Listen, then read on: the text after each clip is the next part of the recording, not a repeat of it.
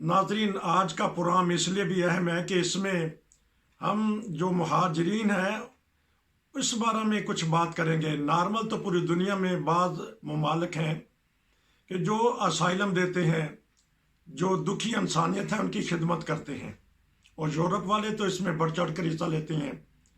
और इसके अलावा अमेरिका है, कनाडा है, और दीगर एशिया के ममालिक भी हैं जाके लोग वहाँ जो अपने मुल्कों में आराम से नहीं रह सकते, खाना जंगी की वजह से या कोई मजहबी इख्तलाफात की वजह से उनको असाइलम लेना पड़ता है दूसरे मुल्कों में जाके। आज का प्रोग्राम इसलिए भी अहम है कि एक दुनिया का खूबसूरत मुल्क जो इमरान खान को भी बड़ा पसंद है, स्विट्ज़रलैंड, वहाँ की हम मालूमात आपको पहुँचाएंगे। और लेकिन नाज़रीन ये याद रखें कि हम किसी को तहरीक पैदा नहीं कर रहे कि आप आके वहाँ असाइलम लें।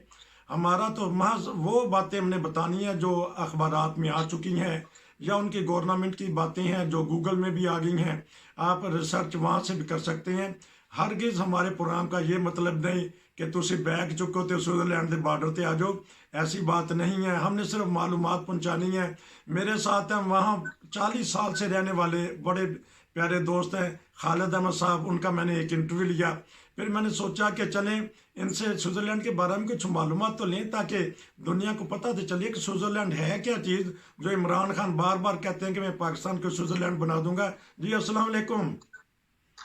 वालेकुम सलाम वरहमतुल्लाह। नसीर साहब, क्या हाल है आपके? शुक्र अल्हम्दुलिल्लाह। बहुत सारे कमेंट्स आ जाएंगे, बहुत सारे पैगाम आएंगे, सानू भी यूरोप ले जाओ, सानू भी स्विट्ज़रलैंड दिया सैरा करवा दो। असाइलम का बताएं क्या तरीक़ेकार यहाँ आया, हुकूमत की तरफ से ऑफिशियल इजाज़त होती है असाइलम लेने की, क्योंकि दूसरे यूरोपियन कंट्री की तरह?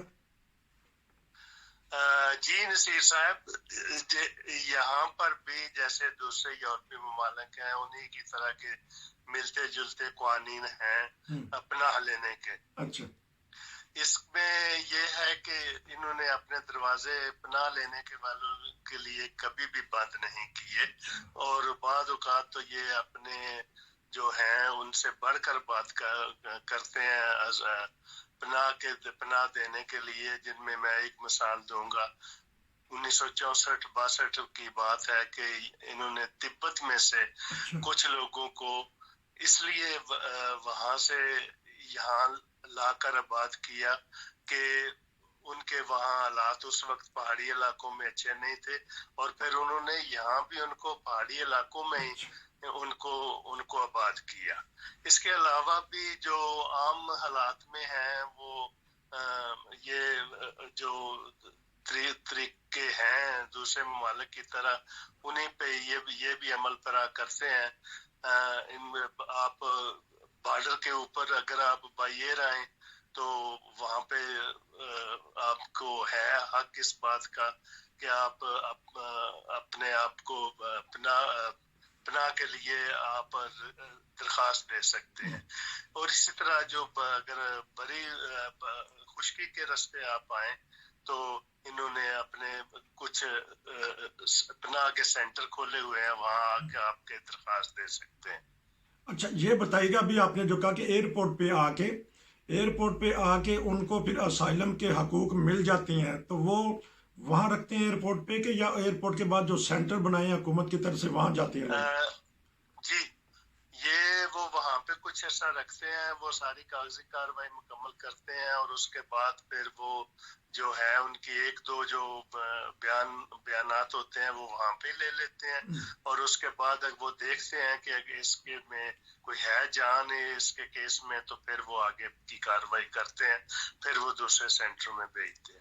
क्योंकि पनाह जो देते हैं ममालिक वो इंसानी हमदर्दी के तौर पे देते हैं, या किसी को मजहबी आज़ादी नहीं अपने मुल्क में, या वहाँ खाना जंगी हो गई है, तो फिर जब केस करवा लेते हैं। बाज़ ऐसे ममालिक हैं, मसलन सीरिया है या बोस्निया वगैरह हुआ है या आजकल यूक्रेन है, तो लोग आके एयरपोर्ट पे जब वो करवाते हैं असाइलम, उनको फिर आसानी से वहाँ पहुँचा दिया जाता है सेंटर में। जो ऐसे जो दुनिया में ऐसे डिजास्टर वगैरह या जो क्राइसिस आते हैं तो उनके लिए ये इनकी पॉलिसी जो है वो बहुत नरम होती है। उसकी इस वक्त जो ताज़ा मिसाल है वो यूक्रेन की है। तो यूक्रेन से जो भी बंदा यहाँ के असाइलम अप्लाई करता है, दरखास्त देता है, वो उसको बगैर किसी بغیر اس کے وہ صرف یہ دیکھتے ہیں کہ اس کے ڈاکومنٹس واقعی یوکرائن کے ہیں تو پھر اس کے بعد اس کی کوئی کاروائی نہیں, اس کو وہ رہنے کی اجازت دے دیتے ہیں. اور اس میں یہ ہے کہ اس وقت ان کے پاس جو ہیں جو ہے جو اپنا جو میڈیا میں جو رپورٹس آ رہی ہیں 50 سے 60 ہزار یوکرائنی ان کے پاس ہیں. اسی طرح سے پہلے سیریا کا جب شروع ہوا تھا تو سیریا کے بھی کافی لوگ یہاں پہ آئے تھے اور افغانی, اور اس وقت جو ہیں وہ زیادہ تر لوگ جو ہیں یہ یوکرائن کے اور ترک کرد جو اور افغانستان کے لوگ یہاں پہ آ رہے ہیں. اچھا, ان کو جب اسائلم کیس کرواتے ہیں تو پھر سوشل ہیلپ یا جو بھی حکومت کی طرف سے وظیفہ ملتا ہے وہ پھر اسی وقت شروع ہو جاتا ہے یا ان کو کچا راشن دیا جاتا ہے جو آتے ہیں؟ یہ مختلف یہاں پہ تو میرے علم میں یا کیونکہ میری اتنی نہیں ہے لیکن میرے خیال میں کچا راشن والی بات جو ہے یہاں پہ نہیں. وہ جو ایک عام ایک جو ان کا اندازہ ہے اس کے حساب سے وہ جو ہے وہ اس کو ڈیلی بیس پہ پیسے دے دیتے ہیں. اچھا, جب کیس پاس ہو جاتا ہے تو پھر اس کے بعد کیا طریقہ کار ہوتا ہے؟ کب وہ یہاں رہنے کے پکے حقوق سوئٹزرلینڈ کے لے لیتا ہے, اس کو نیشنلٹی مل جاتی ہے, یا ان کے بچوں کو تعلیم جو دیگر ضروریات ہوتی ہیں انسانی بنیادی ضروریات وہ کب الاؤ ہو جاتی ہیں جس طرح کہ سوئٹزرلینڈ کے شہری کو ہوتی ہیں؟ دیکھیں جی, جس وقت وہ آپ کو ریکگنائز کر لیتے ہیں, تسلیم کر لیتے ہیں, تو وہ آپ کو اسی وقت جو سارے جو ایک عام شہری کے یا سوئس شہری کے حقوق ہیں وہی حقوق آپ کو ہو جائیں گے. اس میں آپ کے بچوں کی تعلیم کا بھی وہی معیار ہوگا جو عام یہاں سوئٹزرلینڈ کے شہری کا ہے. اس کے جو اخراجات ہیں وہ سارے, اگر وہ اس کے کام کر کے اخراجات پورے نہیں ہوتے تو گورنمنٹ اس چیز کی ذمہ دار ہے کہ اس کے اخراجات پورے کرے. وہ بالکل اسی سٹینڈرڈ پہ آ جاتے ہیں جس سٹینڈرڈ پہ ایک عام سوئس کا شہری ہے. تو جو ان کی حکومت ہے یا جو محکمہ جات ہیں ادارے ہیں ان کا پاکستانیوں سے یا غیر ملکیوں سے کیسا رویہ ہے؟ کیونکہ یہاں تو جرمنی میں پاکستانی بھی ہیں, ٹرکش بھی ہیں, انڈین بھی ہیں. کسی زمانے میں تو بہت ہی پیارا تعلقات تھا, ہر گھر میں ہر کمرے میں چلے جا سکتے تھے. آج کل اپوائنٹمنٹ لینی پڑتی ہے کرونا کی وجہ سے یا کچھ حفاظتی نقطۂ نگاہ سے. لیکن ان کا رویہ کیسا ہے جو غیر ملکیوں کے ساتھ ہے؟ آپ نے کیا مشاہدہ کرتے ہیں اداروں کا, اگر کبھی آپ کا اس میں رہا ہو تعلق؟ جی نصیر صاحب, سوئس لوگوں کا وہی رویہ ہے جو ایک انسان کا ایک انسان کے ساتھ ہونا چاہیے. اچھا, اس معاملہ میں یہ جو ہے یہ جو واقعی اس کی قدر کرتے ہیں یہ اس چیز کی. تو کتنے محکمے ہیں وہ اسائلم جو دیتے ہیں؟ ریڈ کراس کا بھی میرے خیال سوئٹزرلینڈ سے ہی آغاز ہوا تھا. تو یہ بتا دیجیے گا تاکہ ایک ریڈ کراس کا ادارہ ہے یا کون سا ادارہ ہے جو ان کو اسائلم دیتا ہے غیر ملکیوں کو؟ یہ جو ہے یہاں سوئس گورنمنٹ جو ہے وہ باقاعدہ جو یو این او کی تنظیم ہے اس کے ساتھ مل کے سوئس گورنمنٹ اور یو این او کی تنظیم مل کے یہ کام کرتے ہیں. تو یہ بھی بتائیے گا کہ جب نیشنلٹی ایک آدمی کو مل جاتی ہے وہ اپنے فیملی کو بلانے کا, پاکستان, انڈیا یا کسی بھی ملک سے ہو, اب اس کو فیملیاں سوزامن فیورن, میرے خیال آپ جرمن اس کو میں جرمن میں کہہ دیا, آپ سوئس میں یہی کہتے ہوں گے, لیکن وہ اپنی فیملی کو بلا سکتے ہیں. یہ طریقہ کار کیا ہے؟ بالکل, جس دن آپ کو یہاں کے حقوق آپ کی پناہ کو تسلیم کر لیتے ہیں اس دن سے ان کی ذمہ داری ہوتی ہے کہ آپ کی جو باقی مدہ آپ کی فیملی ہے جس میں آپ کی بیوی ہیں اور بچے ہیں ان کو وہ اس چیز کے ذمہ دار ہوتے ہیں کہ ان کو آپ کے ساتھ ملائیں, اور وہ پھر وہ سارے جو ہیں سارے پیپر ان کے خود ہی وہ مکمل کروا کے تو پھر وہ سارا بندوبست کرتے ہیں. اچھا, یہ بھی ایک بتا دیجیے کہ یہ ہر انڈیویجول کیس دیکھتے ہیں یا تنظیم کی سطح پہ؟ مثلا ایک تنظیم ہے فلاں ملک میں, ان کو مجموعی طور پہ وہاں پریشانی ہے, لیکن جب وہ اسائلم لینے والا آتا ہے تو اس کو انڈیویجول دیکھتے ہیں یا وہ کہتے ہیں کہ ٹھیک ہے اس تنظیم پہ فلاں ملک میں کچھ پابندیاں ہیں مذہبی یا کوئی تشدد کیا جاتا ہے یا خانہ جنگی ہے, تو وہ پھر ان کو کیس پاس کر لیا جاتا ہے یا انڈیویجول کیس دیکھتے ہیں؟ انڈیویجول کیس بھی لیتے ہیں اور بلحاظ مجموعی یہ جا کے یہ سارے ان کی نظر رہتی ہے. یہ یہاں پہ ایسے واقعات بھی ہوئے ہیں کہ انہوں نے جا کے وہاں اس ملک میں جا کے دیکھا ہے کہ ان کو واقعی پرابلمز ہیں تو وہ پھر ان کا جو ہے ان کے لیے ان کا ہمدردی کا رویہ ہوتا ہے. اور اس میں کچھ کئی دفعہ جیسے یہ ابھی تھائی لینڈ میں سونامی آیا تھا, وہاں سے بھی یہ کچھ لوگ لے کے آئے تھے. پھر اسی طرح پھر اور جہاں پہ کوئی مذہبی لحاظ سے بھی اگر کوئی ہوتا ہے تو پھر یہ اپنے طور پہ کرتے ہیں سارا کچھ. تو آپ کو گلیوں بازاروں میں کوئی پاکستانی یا اسائلم سیکر نظر آتے ہیں؟ چلیں یہ بھی کیونکہ یہاں تو بہت سارے پاکستانی آتے ہیں. جی جی, اسائلم سیکر جیسے میں نے پہلے عرض کیا ہے, یوکرائن کے لوگ ہیں, سیرین لوگ ہیں, افغانستان کے لوگ ہیں, یہ نظر آتے ہیں گلیوں بازاروں میں آتے ہیں نظر, لیکن ایک وقار کے ساتھ ہے, یہ نہیں کہ وہ کوئی بھیک خیرات نہیں مانگ رہے ہوتے, لوگوں سے مدد نہیں مانگ رہے ہوتے. اچھا, لیکن پاکستانیوں کو بھی یہاں آ کے دیکھیں کہ نظر کہ انہوں نے اسائلم کروایا تو وہاں ان کو حقوق مل رہے ہوں. پاکستانیوں کے جو ہے وہ بہت کم ہے یہاں پہ. یہ ابھی جو یہ 22 میں ان کی تعداد زیادہ ہوئی ہے, جو 40-50 ہزار سے اوپر ہو گیا, ورنہ یہ پچھلے سالوں میں تو 5,000-4,000 سے اوپر ان کی جو پناہ لینے کے لیے لوگ آتے ہیں. تو ان میں پھر ساری دنیا کے ہوتے ہیں, پاکستانی بھی آتے ہیں, ان میں انڈین بھی, پنجابی آتے ہیں, ٹرک آتے ہیں, کرد آتے ہیں, وہ پھر سارے ہوتے ہیں, لیکن وہ تھوڑی تعداد میں ہوتے ہیں, پھر اتنے نہیں زیادہ. اچھا, انہوں نے کوٹا مقرر کیا ہوا کہ ہم نے اتنے ہزار لینے ہیں تو پھر اس کے بعد سٹاپ کر دیتے ہیں؟ نہیں, کوٹا تو میرے خیال میں نہیں ہوتا, یہ پھر اس کی جو جانچ پڑتال کر کے ہی لیتے ہیں. اچھا, یہ بتا دیجیے گا کہ بہت سارے لوگ یہ سوال پتا کرتے ہیں کہ جو کام کرنے کے حقوق ہیں وہ کس کام کرنے کی اجازت ہوتی ہے اگر کسی کا کیس پاس ہو جاتا ہے یا کیس سے پہلے, یہ بتائیے گا.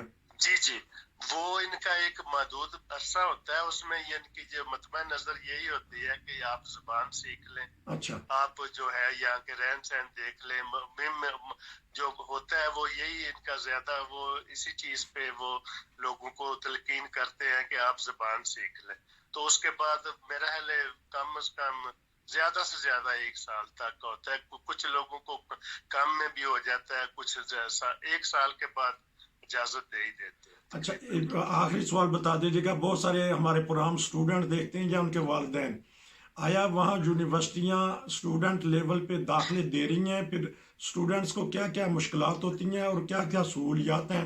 کیونکہ بہت سارے بچے پاکستان میں خاص طور پہ لاکھوں کے حساب سے بچے ڈگریاں لے کے پھر رہے ہیں. یونیورسٹیوں کے سسٹم بتا دیجیے گا, کیا طریقہ کار ہے داخلے کا, اور یہاں آ کے کیا کیا مشکلات اور سامیاں ہوتی ہیں؟ نصیر صاحب, سوئٹزرلینڈ میں 39 یونیورسٹیاں ہیں. اچھا, جن میں سے بہت زیادہ جو ہیں وہ پرائیویٹ بھی ہیں, اور جن میں سے ٹاپ کی یونیورسٹیاں جیسے فنانس کی یونیورسٹی جو ہے وہ چند اچھے, جو سینٹ گالن میں ہے وہ چند دنیا کی چند اچھی یونیورسٹیوں میں ہے. اسی طرح جو دنیا کی یونیورسٹیوں کی رینکنگ ہے اس میں 3رے نمبر کی یونیورسٹی جو ہے وہ زیورخ کی یونیورسٹی ہے. طریقہ جو ان کا ہے تعلیم کا یا داخلے کا وہ تقریباً عام جیسے یورپ میں ہے وہی ہے کہ آپ اس کو اپلائی کریں. ان کے یہاں پہ تقریباً 90 مضامین میں یہ بیچلر اور ماسٹر کی ڈگریاں, 90 سے 120 مضامین میں یہ ماسٹر اور بیچلر کی ڈگریوں میں داخلے لیتے ہیں. دوسرا یہ ہے کہ طالب علم کا یہاں آنا, اس کے لیے ایک تو اس کے انشورنس لازمی ہے, دوسرا اس کے جو ہے ٹیوشن فیس جو ہے وہ یہاں پہ مختلف ہے, مختلف یونیورسٹیوں میں مختلف ہے. اس میں کچھ بہت زیادہ بھی ہے, جیسا کہ چند یونیورسٹیاں ایسی ہیں جو پرائیویٹ ہیں وہ تقریباً 1,800-2,000 سوئس فرینک تک ہے. جو لحاظ مجموعی جو اوسطن ہے وہ 500 سے لے کر آپ کہہ سکتے ہیں 2,000 تک ٹیوشن فیس ہے. اس کے علاوہ اس کے دوسرے اخراجات وہ علیحدہ ہیں, رہائش کا علیحدہ ہے, اس کے جو انشورنس کے وہ علیحدہ ہیں. یہ پھر اگر اس نے ٹیوشن پڑھنی ہے, وہ اگر اس نے ایکسٹرا کلاسیں لینی ہے تو اس کی علیحدہ ہے. لیکن ایک اچھی بات یہ ہے کہ جب آپ کو یہاں داخلہ مل جاتا ہے تو 6 ماہ کے اندر یا 6 ماہ کے بعد آپ کو 1 گھنٹے میں ایک ہفتہ میں 15 گھنٹے اچھا کام کرنے کی اجازت ہوتی ہے. ٹھیک. وہ ایک جو ہے اچھا پہلو ہے, اور کام یہاں پہ آسانی سے مل جاتا ہے طالب علموں کو. اچھا کام دی بڑی اچھی جی سوئٹزرلینڈ دے وچ لوگوں. اچھا یہ بتا دیجیے گا کہ آخری سوال ہے میرا, کیونکہ پروگرام لمبا ہو گیا, کہ آپ کو محسوس ہو رہا ہے کہ پاکستانی کمیونٹی کے لوگ اچھی تعلیم حاصل کر رہے ہیں, اچھی جاب لے رہے ہیں, اچھے کاروبار کر رہے ہیں, محسوس ہو رہا ہے؟ کیونکہ جرمنی میں اب تو ججز بھی بن رہے ہیں پاکستانی کمیونٹی کے لوگ, وکیل بھی بن رہے ہیں, ڈاکٹر بھی بے شمار ہیں, پولیس میں بھی ہیں, فوج میں بھی ہیں, کاروبار بھی, پیزے کی دکانیں بڑی چل رہی ہیں, ٹیکسی بڑی چلا رہے ہیں. پاکستانی قوم ماشاءاللہ جہاں بھی جاتی ہے سمجھنے کے چھا جاتی ہے. سوئٹزرلینڈ میں آنے والے دنوں میں محسوس کرتے ہیں یا ابھی سے محسوس کر رہے ہیں کہ وہاں جو پاکستانی کمیونٹی کے لوگ ہیں ترقی کر رہے ہیں؟ جی جی, میرا یہ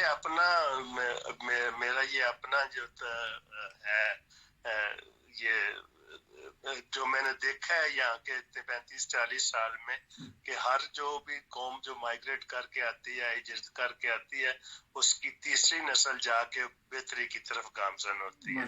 اور انشاءاللہ ہمارے بھی یہی ہے کہ جو ہماری تیسری نسل ہے وہ جو ہے وہ اس کے ہم بہتر اور اس کے روشن امکانات دیکھ رہے ہیں. یہی کوالٹی پاکستانی قوم میں, پاکستانی کمیونٹی میں. لندن میں چلے جائیں وہاں بھی سیاست میں حصہ لے رہے ہیں, کینیڈا میں چل جائیں, امریکہ میں چلے جائیں, جتنے پاکستانی چلے جائیں سمجھ لو اتنے دے ہو کے رہ جاتے, وہی ان کا ملک بن جاتا ہے. اسی ملک سے وہ محبت کرتے ہیں. کیونکہ پروگرام ناظرین 17-18 منٹ کا ہو جائے گا, ہو چکا ہے, تو میں انشاءاللہ نیکسٹ پروگرام میں آپ سے مزید اسائلم کے بارے میں, وہاں کے کام کے بارے میں, اور یہ بھی ایک پوچھنا ہے کہ کسی نے اگر وہاں شادی کرنی ہو, یہ بھی میں نے پتہ کرنا ہے کہ شادی کے بعد کیا کیا مشکلات آتی ہیں, کس طرح ویزا ملتا ہے, آیا وہاں سوئس لڑکیوں سے شادی کی جا سکتی ہے, آفر آ جاتی ہے, یا وہاں سوئٹزرلینڈ میں لڑکے ہیں ان سے شادیاں ہو جاتی ہیں.